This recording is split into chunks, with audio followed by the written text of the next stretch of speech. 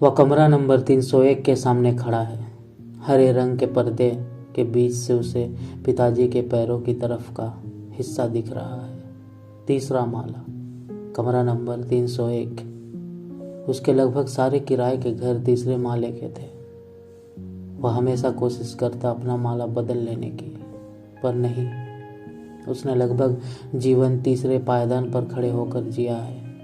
हरे पर्दों से होता हुआ वो पिताजी के बगल में पड़े पलंग पर बैठ गया।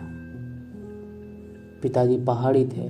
उनके चेहरे पर जिए हुए के, सहे हुए के, खुशी के, उल्लास के निशान मानो किसी ने खुरच खुरच कर बनाया। ठीक ठीक क्या हुआ है डॉक्टर बता नहीं पाए। बस शरीर फूलने लगता था, जो अब थोड़ा सामान्य सा दिख रहा है। पिताजी की आंखें बंद थी, सांस बहुत धीमी चल रही थी। उसने देखा पिताजी के भौं बार बार तन जा रही है। वह उसके करीब गया और धीरे से कहा, पापा, आप कैसे हैं पापा? सब कुछ शांत था। बाहर बारिश की आवाज़ बहुत तेज सुनाई दे रही थी। उसने देखा पलंग के नीचे उनकी चप्पलें एक के ऊपर एक चढ़ी हुई है।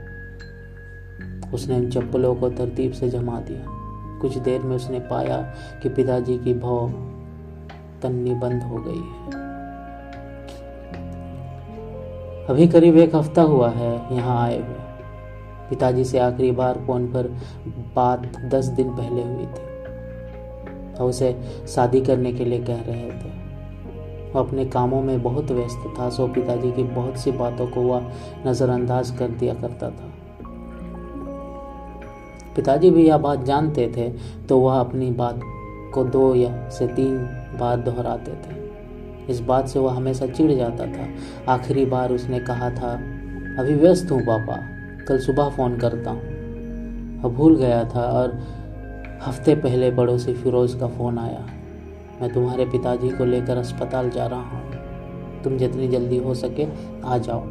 उसने फिरोज़ से तुरंत पूछा, कितनी ख़राब है तबीयत? फिरोज़ ने इस बात का कोई जवाब नहीं दिया। जब बहुत देर तक चुप्पी रही तो उसने